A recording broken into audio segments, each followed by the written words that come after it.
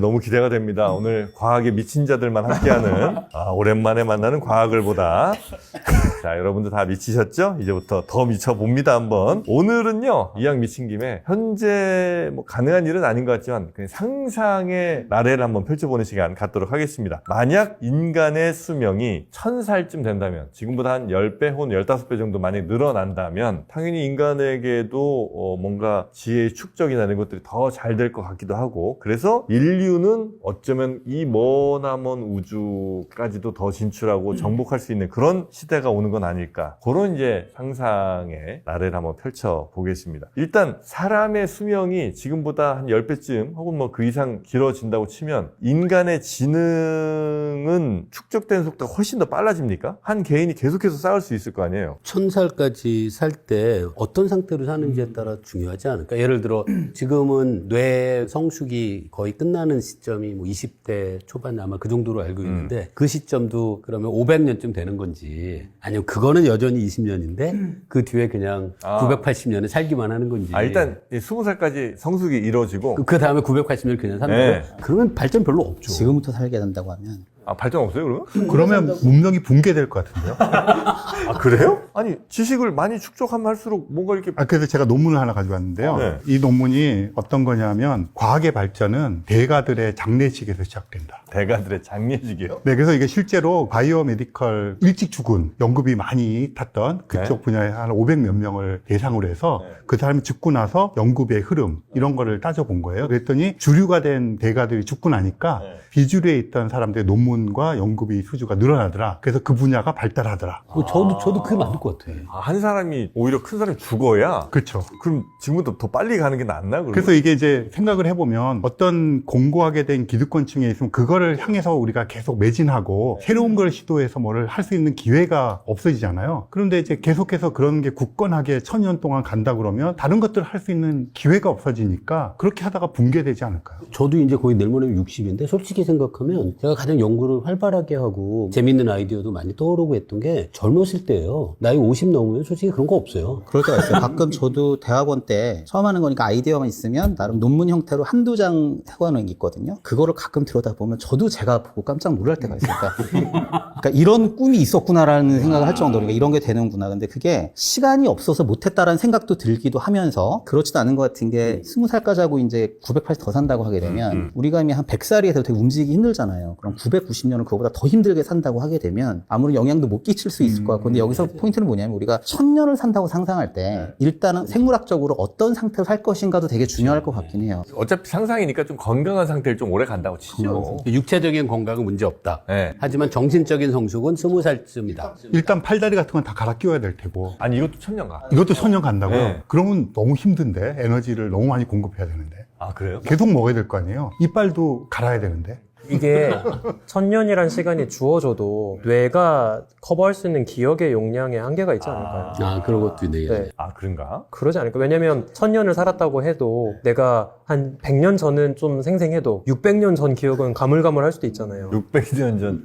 임진왜란이 그때 이러면서. 네. 이미 제 나이 돼도 한 5년 전 것도 잘 기억나요. 그래서 옛날에 보면 우리 부모님들 보고 막 저기 배우 누구지? 그럼 저도 똑같이 이러고 있는 거라서 이게 왔구나. 솔직히 교수들은 반대할 것 같은데 제가 요 얘기 생각하면서 떠오른 게, 우리나라 교수들을 50세면 그냥 정리해고하면 과학 발전이 빠를 것 같아요. 그렇죠. 50세면 나가라.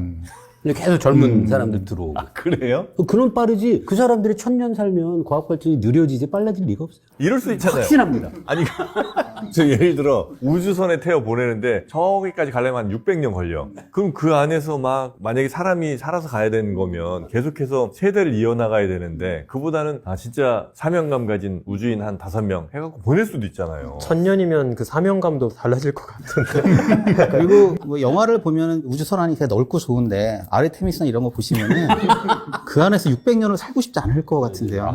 6일 있으라고 해도 힘들 것 같고. 화장실 설치됐다고 막 좋아하고 그런 그런 수준인데 뭐. 그렇죠. 그리고 생물학적으로 그 재워봤자 지금 뭐 한 며칠 재우는 거잖아요. 몇 주? 그런데 지금 나사에서 내세우는 게 화성 탐사 때문에 6개월 동면시키는 기술을 모집하고 있거든요. 그러니까 그게 이렇게 이런 몸뚱아리를 가지고 오래도록 재워서 보내는 것도 쉬운 일은 아니에요. 좀 전에 우리가 지혜를 모은다는 관점으로 잠 돌아가 보면, 자, 그러면 이제 피크 때의 뉴턴하고 피크 때의 아인슈타인이 결국 생각해보면 1000년 따지면 몇백 년 차이 안 나니까 아직 몇백 년을 싸울 텐데 거기에서 뭐가 나올 수 있을까 좀 궁금해지긴 하더라고요.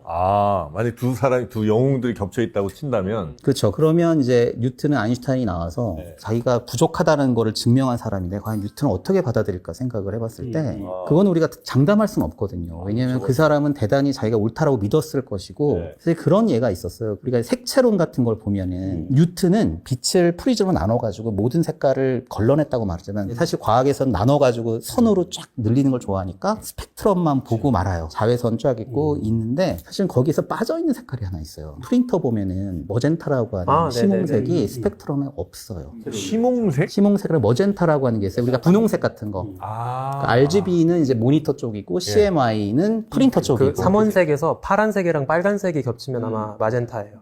그래요? 네네. 이거 6개 중에 그 시몽색이 없는 거예요, 스펙트럼에. 그러면 뉴턴은 색을 완성한 게 아니거든요. 오히려 시몽색의 존재를 밝혀낸 거는 괴테였어요.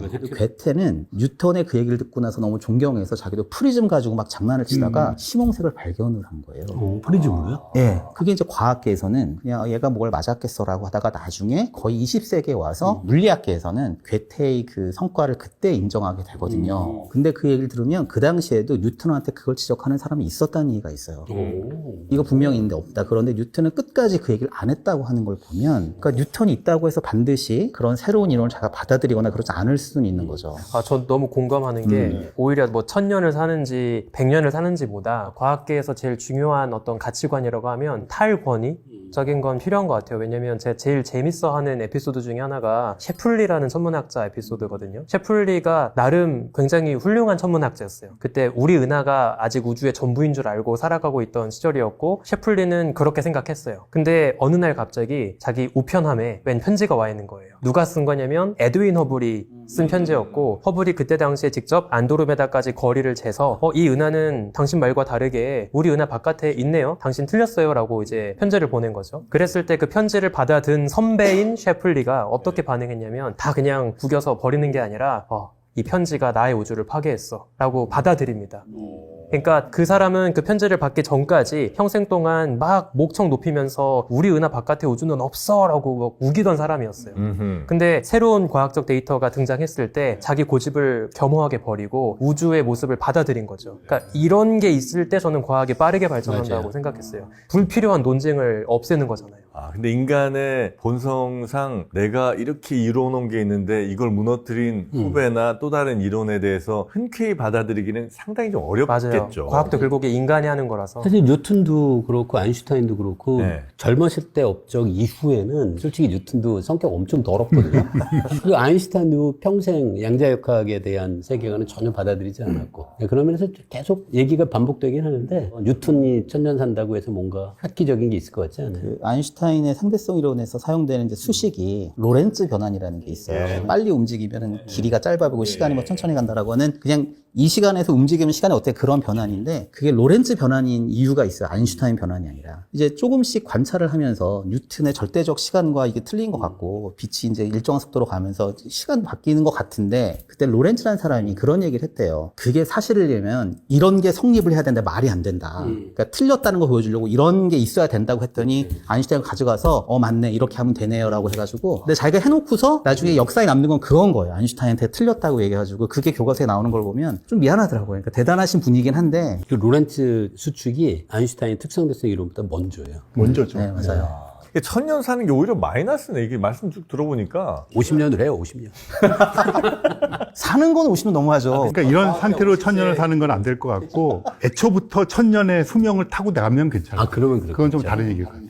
그러니까 지금 우리는 20대나 30대 성장에 멈추고 뭐 그런 건데 애초에 우리가 하루살이처럼 수명 자체가 1000년이다. 그러면 이거는 근데 완전히 다르죠. 굉장히 다른 얘기가 될 것 같고 그러면 문명이 더 저는 그쵸. 앞서 나갈 수 아, 있다고 그래요? 그러면 보통 우리 인간의 수명이 결정되는 게 뭐 할머니 가설 그런 거 생각하면 그 정도 되면 결혼 연령도 연령도 한 300살 300살 되면은 아 이제 결혼할 때구나. 아, 한 200살까지는 이제 잘하고. 학교는 80세에 들어가고. 80세, 그러니까 80세. 그러니까 천년이라고 하는 게 그냥 지금의 그렇게 천년을 되잖아요. 말씀하신 게 아까 쭉 제일 늘고. 중요했던 게 천년의 인생의 표준은 어떻게 되는가를 이제 말씀. 네, 근데 그렇게 되게 되면 물리적으로 절대적인 시간이 지구에서 흐르는 시간에 우리가 확보하는 절대 시간이 많아지잖아요. 그러니까 워낙 1000년으로 세팅이 돼 있고 그 사이에 배분이 된다 그러면 엄청난 문명의 발전을 가져올 수 있을 것 같아요. 근데 또 그렇게 되면 100세에서 10배가 됐다고 하면 정말 80세가 돼야 천년을 살 수 있는 교육을 시작할 수 있다라고 할 때 그럼 지금의 8세와 그때의 80세가 신체적으로 비슷하면 어떻게 되나? 그러면 그냥 시간을 10배로 늘린 거라면 사람들이 그냥 10배로 천천히 움직이면 똑같을 텐데 그쵸. 이런 생각도 좀 근데 들더라고요. 지금 이미 늘어 있는 거 아니에요? 그러니까 사실 우리가 하루살이를 맨날 하루살이라고 되게 불쌍하다 맞아. 그러지만 그거에 다 완결된 일생을 사는 거잖아요. 그거나 1000년 사는 거나 마찬가지인 거죠, 사실.